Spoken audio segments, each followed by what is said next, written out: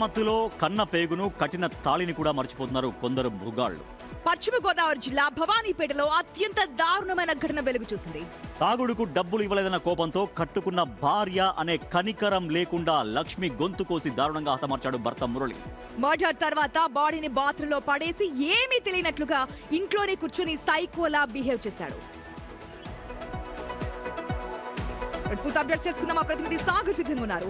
సాగర్, అసలు ఏం జరిగింది? ఆ చుట్టుపక్కల వాళ్ళు ఏం చెప్తున్నారు? నిజంగానే సైకో మెంటాలిటీనా? ఆశా ఎంత దారుణం అంటే అతనికి మురళికి పెరాలసిస్ కూడా వచ్చింది. పెరాలసిస్ వస్తే ఈ లక్ష్మిని దగ్గరుండి సాకింది. చిన్న పిల్లోళ్ళలాగా భర్తకి సేవలు చేస్తూ వచ్చింది. ఒక షాపులో పనిచేస్తూ తన పిల్లలతో పాటు భర్తను కూడా పోషించింది.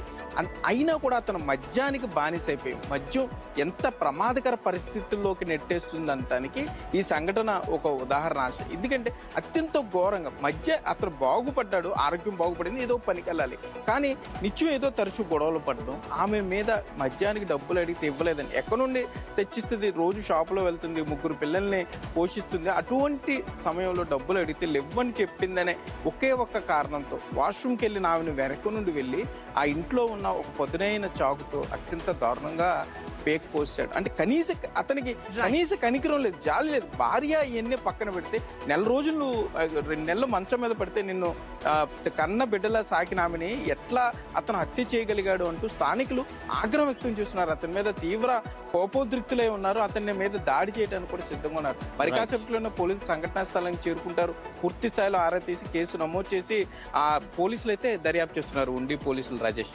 Right saga, thanks for the update. మొత్తంగా మద్యమే దీనందరికీ కారణంగా తెలుస్తుంది. ప్రాణాలు తీసేస్తున్నారు మద్యానికి బానిసై. అవును, నిజంగా అంటే తల్లి చెల్లి ఏమి చూడకుండా ప్రాణాలు తీసేస్తున్నారు. నిజంగా చాలా ఘోరమైన మహమ్మారి.